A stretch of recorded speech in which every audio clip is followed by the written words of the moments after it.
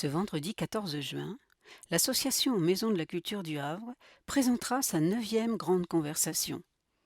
Son titre, Nouvelle censure et artistes sous pression. La grande conversation se déroulera à la bibliothèque Oscar Niemeyer et commencera à 18h30. L'entrée sera libre, dans la limite des places disponibles. Voici quelques extraits de la conférence de presse, présentée par Catherine Desormières.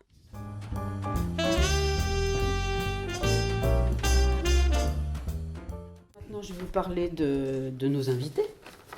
Donc, Diane Ducruet, photographe, qui a eu une aventure un peu assez triste et assez bouleversante pour elle, même je dirais. Pendant le mois de la photographie à Paris, elle devait exposer une photo parmi d'autres photographes. Et une de ces photos a été vue par une personne sur le petit flyer ou tract, enfin on l'appellera comme on veut, qui circulait.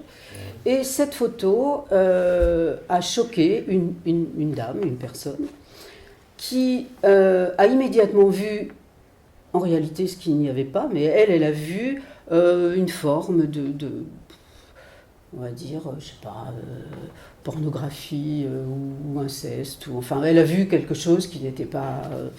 qui correspondait pas évidemment à ce qu'on peut voir.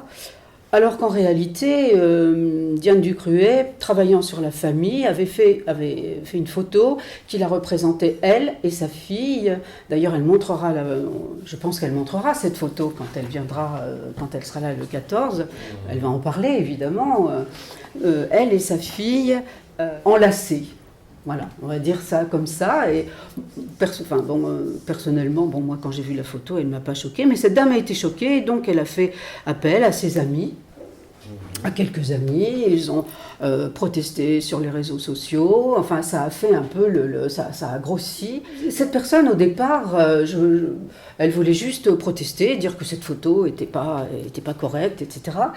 Et finalement, c'était quand ça? En 2015. En 2015. Voilà. Ce qui s'est passé, c'est que ça a pris tellement d'ampleur que la galeriste, dont je n'ai pas le nom, mais de toute façon c'est pas important, a décidé, sans avertir personne, d'enlever la photo.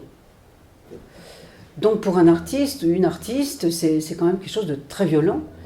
Et ce qui s'est passé, c'est que beaucoup de journalistes parisiens ou ailleurs s'en sont emparés, et ça a fait quand même des remous à l'époque.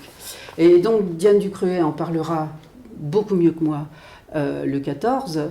Moi, elle m'en a parlé assez longuement au téléphone, et c'est vrai que c'est resté pour elle quelque chose de très marquant. Et ça ne l'a pas empêché de continuer, bien sûr, à faire de la photo. C'était la seule photo qu'elle avait, Il y avait une photo. Une photo. Et c'est cette photo-là qui a été enlevée. Bon, donc Diane Ducruet en parlera beaucoup mieux que moi. Tout ce que je peux dire, c'est qu'elle a repris, bien sûr, sa carrière. Mais je pense qu'elle expliquera. Enfin, je ne peux pas parler à sa place. Christian Ruby, lui, est philosophe, essayiste aussi. Il a écrit beaucoup d'essais et il est membre de l'Observatoire de la liberté de création. C'est pas sur ce point-là qu'il insiste le plus, mais enfin, c'est quand même pas anecdotique. C'est quand même intéressant de savoir quels sont ses centres d'intérêt, et tout son travail en général est centré sur l'art et sur la censure et sur la position du spectateur. Qui est le spectateur? Et d'ailleurs, son dernier livre s'intitule « Devenir spectateur ?» point d'interrogation.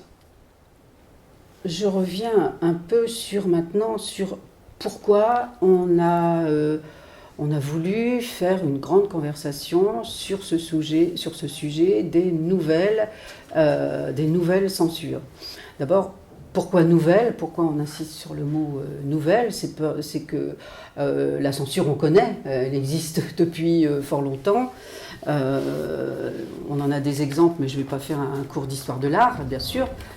On peut remonter jusqu'au Moyen-Âge, on peut remonter jusqu'à l'Antiquité quasiment. Donc, nouvelle. Jusqu'à maintenant, les censures étaient des censures d'État ou des censures liées à des problèmes politiques. Et là, ce qui est apparu depuis quelque temps, et qui est quand même inquiétant, c'est que ce sont des individus, des citoyens comme vous et moi, qui tout d'un coup pénètrent dans un musée et trouvent que tel tableau les choque, ou bien vont voir une pièce de théâtre et trouvent que cette pièce de théâtre n'est pas du tout en accord, soit avec la religion, soit et qui demandent de manière très très forte la censure de ces œuvres-là. Là, on a l'exemple de la photographie, mais bon, ça existe aussi au théâtre. On a connu beaucoup de... Et c'est quelque chose qui a enflé très rapidement. Je dirais même que quand le sujet a été proposé au mois de, je sais plus, au mois de septembre, octobre, pour cette grande conversation, depuis, ce phénomène a encore grossi. Donc c'est intéressant d'en parler, d'essayer de comprendre que se passe-t-il, d'où ça vient. C'est un problème presque de société finalement. Si les personnes qui jusque-là étaient publiques, tout d'un coup décident de mettre la main là-dessus. Et puis, quelle est la position des artistes? Qu'est-ce qu'ils deviennent les artistes? Est-ce qu'ils continuent à faire des œuvres qui sont considérées comme provocantes? Ou est-ce qu'ils vont entrer petit à petit dans l'autocensure? Maintenant, pour la grande conversation elle-même, comme d'habitude, ce qu'on souhaite, c'est qu'il y ait une participation du public. Donc on souhaite, on a d'ailleurs contacté certaines personnes en espérant certains artistes, on espère qu'on aura des artistes qui pourront soit donner leur avis, sur cette question, leur ressenti, soit parler de leur expérience, parce qu'il y a peut-être des artistes au Havre qui ont subi une pression ou une censure, ou voilà. Donc on espère on pense qu'il y aura quelques artistes qui seront là, dans le public, mais qui parlera. Et puis nous attendons aussi les questions du public ordinaire, de celui qui attend quelque chose de l'art, de la culture, etc. Hein, ça c'est le principe, c'est pour ça que ça s'appelle une grande conversation. On aime bien choisir des sujets qui sont un petit peu, qui permettent aux gens de réfléchir un petit peu sur des choses nouvelles, sur les évolutions de la création.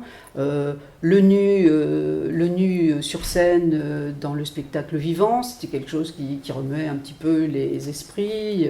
Le théâtre sans texte aussi, qu'est-ce que c'est qu'un théâtre sans texte, etc. Donc ce sujet entre dans la même ligne. L'année dernière, De la Rosière, c'était aussi une manière de montrer comment finalement des géants de la Rosière étaient passés à quelque chose de différent, et de semblable, si je puis dire.